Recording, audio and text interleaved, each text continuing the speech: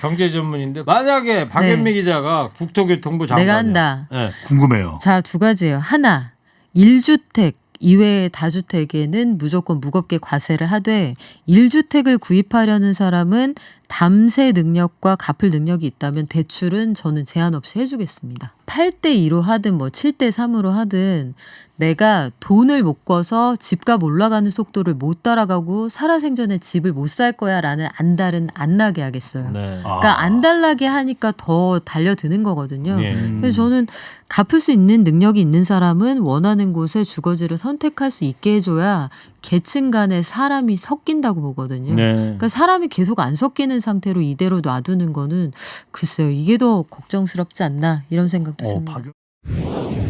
최고의 허리케인 라디오.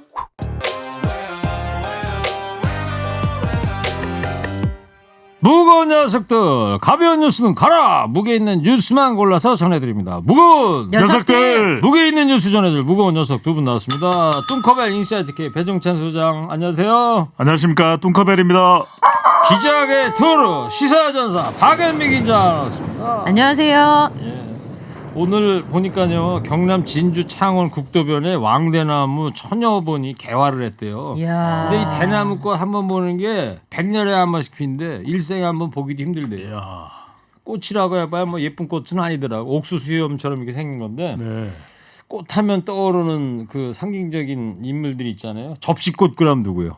도종환 의원? 접시꽃 미스터 당연히. 도. 그렇죠? 네. 미스터 도. 진달래 그러면 김소월. 네. 김소월. 그죠? 예. 아. 모란 그러면 김영란처럼. 박연미 기자는 어떤 꽃?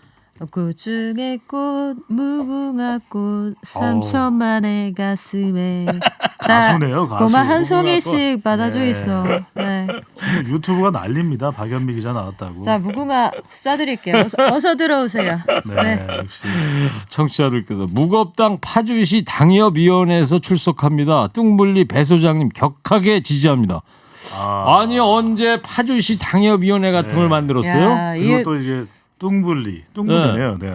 아니 뚱블리는 제가 정상적이- 대표인데 네. 대표가 모르는 사이에 몰래 이런 걸 해도 되는 지역 거예요? 조직 다지는 지금 거예요. 파주시 당도 만들고 그러시나 전국적인 봐. 조직이 만들어진 것 같아요. 이제는. 또 한 분 안녕하세요 최일구님 저는 배 소장님 찐 팬입니다. 아. 너무 구박하지 말아주세요. 어우 배 소장님도 팬들 많이 생겼습니다. 이게 진짜 문자일까요? 아니면 김현우 PD가 그냥 불쌍해서 보낸 걸까요? 아니 진짜 문자죠. 아, 그렇습니까? 우리가 아. 진짜 아닌 문자를 언제 소개합니까? 어우, 소장님 감사합니다. 오늘 몰려오라고 해주세요. 네. 네, 올려와 주세요. 네, 지령을 네. 내려주세요. 박연미 기자 출연하니까 벌써 536명. 야, 아, 자 코너 끝에 방송만 잘 듣고 계시면 금세 맞힐 수 있는 무게 있는 퀴즈 드릴 겁니다. 청취자 여러분 시원한 냉커피 쿠폰도 준비되어 있는 거 아시죠? 무거운 뉴스 잘 듣고 맞춰주시기 바랍니다. 자 오늘 첫 번째 이슈 이 얘기부터 해볼게요. 여권 지도부가 소속 의원들을 상대로 부동산 보유 실태 조사에 들어갔어요. 기성전 부동산입니다. 이 김남국 더불어민주당 의원과 관련된 이야기인데요. 이 보좌관으로부터 김남국 의원이 문자를 하나 받았다고 합니다. 네. 아, 부동산 계약서를 당에서 다 가져오라고 한답니다. 나 부동산 없는데 이랬는데 모든 의원들은 다 가져야 됩니다라고 이야기를 했다고 합니다. 오. 소속 의원들에게 176명 전원에게 계약서를 다 들고 와라. 지금 여론이 정말 부동산 정책 관련해서 뭐 일파만파로 퍼지고 있거든요. 네. 그런 상황이라서 소속 의원들에게 전부 다 가져와라. 지난번에도 무거운 녀석들에서 말씀드렸는데 공천 받은 의원들에게 거주하지 않는 다주택자인 경우에는 팔도록 조치하겠다. 네. 그 서약서를 받았다고 했거든요. 지금 공천 받을 당시에 그렇습니다. 네. 그래서 민주당 의원은 42명이 다주택자라고 합니다. 네. 김홍걸 의원도 그렇고 임종성 의원도 그렇고 뭐 그래서 노영민 비서실장은 뭐 청주집 또 반포집 서울 반포집 상당히 논란이 있었는데 결국 반포집도 팔기로 한 거죠. 네. 그만큼 지금 이 여당 더불어민주당은 기성전 부동산 관련입니다. 네. 노영민 비서실장이 오늘 아침에 그렇게 입장을 밝힌 거죠. 그렇습니다. 서울에 있는 강남에 있는 거 팔겠다고. 박은명 기자님, 네. 미래통합당은 어때요? 무슨 이 부동산이 폭등하는 거에 대한 대안 같은 게 좀 있습니까? 어떤 입장을 갖고 있어요? 기본적으로 그 미래통합당은 다주택에 대한 강제 처분은 반헌법적이다 이런 시각을 가지고 있습니다. 그 자본주의 사회에서 집을 몇 개를 가지고 있던 불법이 아니면 가져도 되는 것 아니냐 이런 입장인 거고요. 이 부동산 관련해서는 뚜렷한 대안을 내놓지 않고 있습니다만 일단 어제 오후에 통합당에서는 부동산 정책진단 긴급 간담회를 통해서 김종인 그 비대위원장이 현 정부의 정책 일관성이 없고 실패했다. 주호영 원내대표는 김현미 장관의 전문성이 떨어진다고 얘기를 했고 당내에서 나오는 목소리가 이제 좀 엇갈리기 시작한 것이 원희룡 제주지사는 통합당도 다주택을 가진 사람들이 처분을 하자. 네. 통합당이 그 먼저 솔선수범하는 모습을 보이는 게 어떠냐. 이에 대해서 뭐 주호영 원내대표는 반대입니다. 네. 그 뭐 민주당이나 청와대에서 두 채 이상 된 사람은 팔자 이것은 역시 네. 국민의 신뢰를 얻기 위한 거 아니겠습니까? 고육주책인 것이고. 솔선수범해야죠. 네. 그만큼 부동산 정책으로 지금 국민들은 다 자기 집을 가지고 싶어 하거든요. 특히 이제 좋은 곳에 원하는 곳에 그런 만큼 전 국민에게 정부가 부동산 투기는 안 된다고 지금 외치고 있는 것이기 때문에 국회의원부터 솔선수범해야 되는데 이 솔선수범의 미래통합당이라고 해서 예외가 있겠습니까? 네. 모두 다 따라야죠. 일반 시민이야 뭐 두 채가 가졌든 세 채가 가졌든 거 상관이 없는 거잖아요. 그렇죠. 이분들은 다 선출된 권력이니까. 그래서 이제 이런 이야기들이 나오는 거고. 조금 전에 그 노영민 비서실장 네. 반포 아파트 이제 팔기로 했다. 오늘 아침에 얘기를 한 거죠, 그러니까. 그러니까 노 비서실장이 주목을 받았던 이유는 청와대부터도 두 주택 이상을 가지고 있는 사람은 처분하자 이렇게 이야기가 됐던 거 아니겠습니까? 근데 지금 부동산 정책으로서 상당히 좀 반응이 악화되고 있는 여론을 생각한다면 청와대 인사들부터 왜 그렇게 빨리 좀 시행이 안 됐을까라는 논란이 있었는데 노 비서실장의 경우에는 서울 반포집이 아니라 청주집을 판다고 해서 또 이제 여론에 기름을 붓는 그런 상황이 됐는데 이 이낙연 의원입니다. 이 대선 후보이기도 하고 또 당대표 선거 출마 선언도 했는데 이낙연 의원까지 나서서 이건 좀 반포집도 파는 것이 어떻겠느냐라는 의견을 줬다. 어제 이런 그랬죠. 이야기까지 나왔는데 결국 노영민 비서 이게 개인으로 보면 참 쉬운 판단은 아닐 것 같아요. 우리가 이제 비서실장이 왜 이렇게 이 여론에 좀 적극적인 반응을 못하냐 생각할 수 있는데 또 개인 재산이기도 하거든요. 그런데 상당히 또 부담은 됐을 것입니다. 네. 결국 서울 반포집도 팔기로 결정했다고 합니다. 알겠어요. 자, 박연미 기자님. 네. 이제 부동산 논란이 대통령 국정 수행 지지율에도 영향을 주고 있는 상황인데 어때요? 후속 보완책이 어떤 게 나오고 있습니까 지금? 일단은 세제를 강화한다는 게 정부와 여당의 공통된 입장입니다. 앞으로 양도세의 경우에도 뭐 최고 세율을 80%까지 물릴 수 있다. 이런 얘기가 나오는데 또 반론도 있죠. 그렇게 되면 매물이 줄어들 거다. 뭐 여러 가지 의견이 있고요.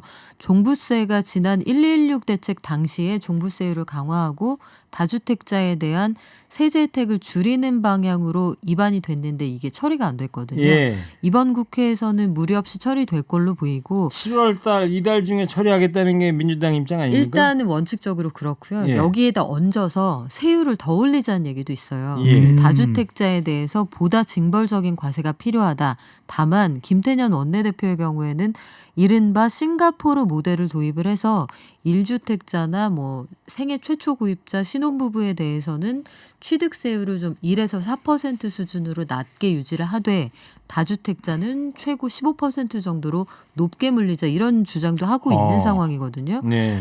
근데 이게 좀 고민이 되는 게 생각을 해보면 대출이 막혀서 한 집도 구매할 수 없다. 이게 지금의 현실이에요. 그렇죠. 그러니까 전세 대출을 막아서 1주택을 구입하려는 사람의 시도를 모두 다 갭 투기로 보는 것이냐. 여기에 국민들과 그 시각의 차이가 있는 건데 대출은 그대로 두고 1주택 혹은 생애 최초 신혼부부에게 세제 혜택을 준다. 그럼 이건 또 어떤 비판에 처할 수가 있냐면 결국은 엄마 찬스, 아빠 찬스 있는 애들한테만 세금을 깎아줄 수 있다. 이런 비판이 나올 수가 있어요. 네. 그러니까 결국은 종부세율 관련해서는 있는 사람들한테 공격을 받을 거고 이 1주택 관련해서 세제 혜택은 일단 취직을 해야 사표를 쓸 거 아니에요.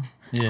그러니까 취직을 못한 사람한테 휴가 많이 주겠다 이런 얘기랑 똑같다는 비판이 나올 수도 있겠거니 전 그런 아. 생각이 들더라고요. 이 경제 전문인데 박연미 기자. 예, 요게 그래서 뭐 좀 진짜 뭐 만약에 박연미 기자가 국토교통부 장관이야. 내가 한다. 예. 궁금해요. 자, 두 가지예요. 하나, 1주택 이외의 다주택에는 무조건 무겁게 과세를 하되 1주택을 구입하려는 사람은 담세 능력과 갚을 능력이 있다면 대출은 저는 제한 없이 해주겠습니다. 제한 없이 주택 담보 대출 해주게 한다. 그러니까 8대2로 하든 뭐 7대3으로 하든 내가 돈을 못 꿔서 집값 올라가는 속도를 못 따라가고 살아생전에 집을 못 살 거야라는 안달은 안 나게 하겠어요. 네. 그러니까 안 달라게 하니까 더 달려드는 거거든요. 예. 그래서 저는 갚을 수 있는 능력이 있는 사람은 원하는 곳에 주거지를 선택할 수 있게 해줘야 계층 간에 사람이 섞인다고 보거든요. 네. 그러니까 사람이 계속 안 섞이는 상태로 이대로 놔두는 거는 글쎄요. 이게 더 걱정스럽지 않나 이런 생각도 듭니다. 박연미의 손에 잡히는 부동산 좋은데요. 네, 괜찮습니다. 안달복달하지 마라. 예.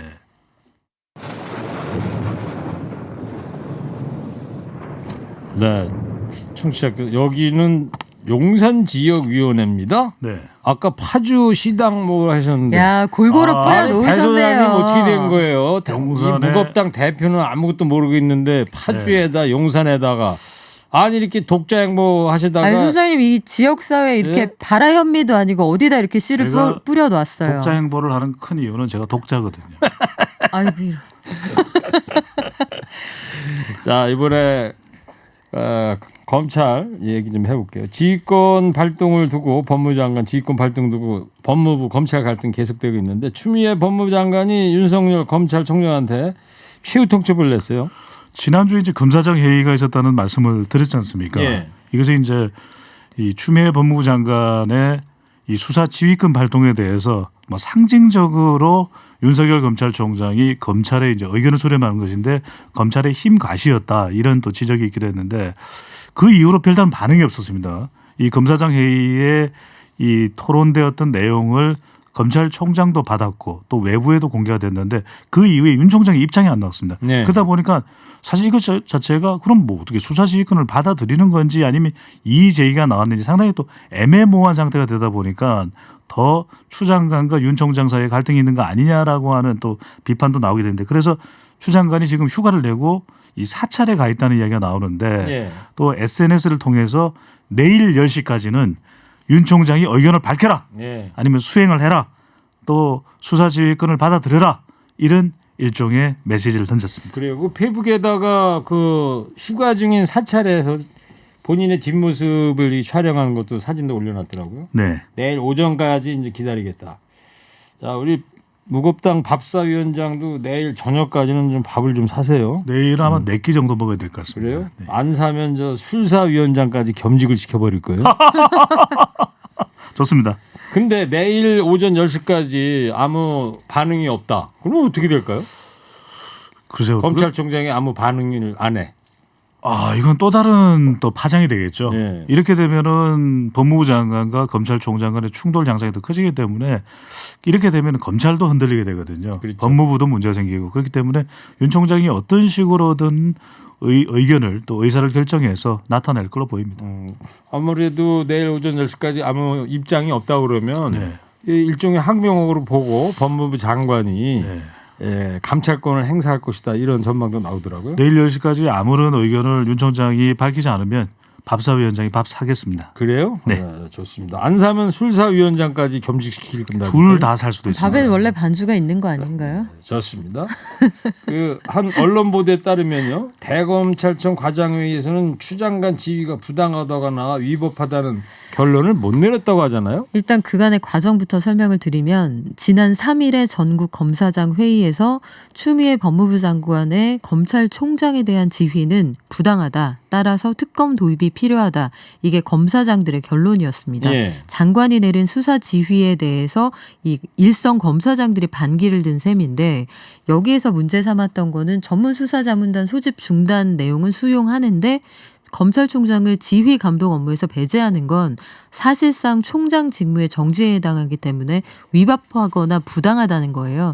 근데 오늘 그 한 언론이 보도한 내용은 검사장이 아니라 그보다 하위에서 대검의 과장 단계 회의에서는 일부 추장 간의 지휘가 부당하거나 위법하다는 요기에 대해서 이제 반론이 있었다.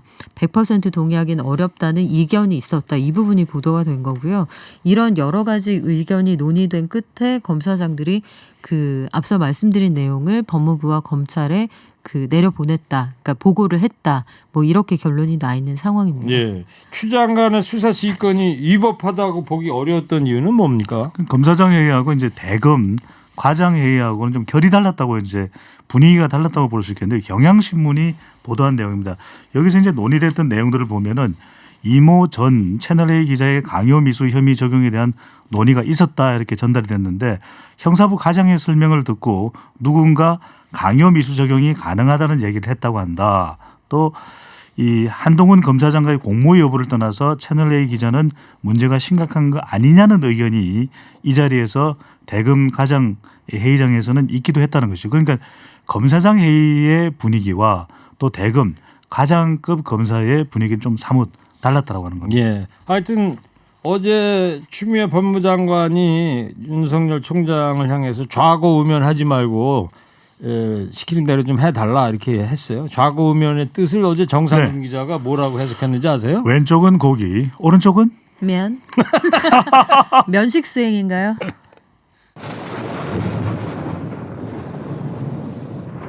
자, 시간이 얼마 안 남았는데 요 얘기만 하나 더 하고요. 더불어민주당 당대표 이 전당대가 이제 다음 달 29일 열리죠. 이낙연 의원도 이제 출사표를 썼어요. 8.29 전당대회입니다. 이낙연 의원이 어제죠. 7일 날 이제 출사표를 던졌고 김부겸 전 장관은 뭐 내일입니다. 9일 또 당권 도전을 선언할 것이라고 하는데 이 선언문의 내용을 보면 선언 발언한 내용을 보면은 국난 극복이 많이 등장합니다. 네. 그럼 국난 극복을 하겠다. 큰 그림을 그리고 있는 모습으로 분석이 되는데 뭐 당권에 너무 집착하기보다는 이건 뭐 다분히 이유는 있습니다. 그런데 큰 그림을 통해서 대통령과 당과 호흡하겠다. 네. 이런 의지를 밝힌 것으로 보입니다. 8월 29일이면 토요일 날이네요. 저 달력을 보니까. 자, 박 기자님 이거 하나만 더 네. 질문 드릴게요. 김부겸 이제 같이 이제 출마할 김부겸 전 의원이 어제 호남 심장의 광주를 방문했다면서요? 네, 영남 출신이라는 점을 오히려 부각하는 거예요. 그 일단 당 대표에 당선되면 나는 대선에 나가지 않는다 이런 입장을 재확인함으로써 이낙연 의원의 어떤 약점을 다시 부각을 하고 있는데 이낙연 의원이 만약에 당대표가 된다 하면 당권 대권이 분리돼 있기 때문에 7개월짜리밖에 안 된다. 그렇죠. 요걸 하나를 강조를 하는 거고요. 김부겸 의원 전 의원은 경북 상주 출신입니다. 네. 노무현 전 대통령도 경남 김해 출신으로 2002년 광주에서 이제 전당대회 승리를 하면서 전세를 뒤집었잖아요. 터닝 포인트였었죠. 그렇죠. 그때가. 그런 방식으로 노무현의 이미지를 본인에게 투사를 하고 있는 건데요. 예. 당대표에 당선되면 나는 대선 포기하고 당에 전력한다. 이런 입장을 강력하게 밝히고 있습니다. 예. 자, 이제 방송만 잘 듣고 계셨으면 금세 맞힐 수 있는 무게 있는 퀴즈 드릴게요. 다음 달 29일 치러질 민주당 전당대회 경선에 막이 올랐습니다. 이번 전당대회는 문재인 정부의 전 국무총리 그리고 전 행안부 장관 두 사람의 양자 대결로 좁혀지는데요. 이 두 분의 이름 맞춰주시면 됩니다. 뚱코벨 힌트 주세요. 제가 드리고 싶은데 청취자분들이 워낙 토르 박연빈 기자의 목소리를 듣고 싶어서 힌트 좀 주세요. 자연스럽게 문재인 정부의 전 국무총리이면서 더불어민주당의 그 차기 대권 주자로 꼽히는 분입니다. 동굴 목소리로 유명하신 분이죠. 네. 고향이 전남 영광입니다. 또 한 분은요? 그리고 또 한 분은 지역주의 타파의 상징과 같은 분입니다. 이분이 부울경의 상징과 같은 더불어민주당 안에 네. 다 이제 아실 거예요. 네. 정답 보내주십시오. 50원 유료 문자 샵 0951 TBS 앱에 열렸습니다. 커피 쿠폰 말고도 선물 더 준비되어 있습니다. 두 분 소개해 주세요. 지금까지 오늘 무게 있는 뉴스들 무거운 녀석들이 전해드렸습니다. 인사이트 K 배종찬 소장 시사 여전사 박연미 기자였습니다. 두 분 감사합니다. 무거운 녀석들. 일부 행기의 이야기를 더 듣고 싶다면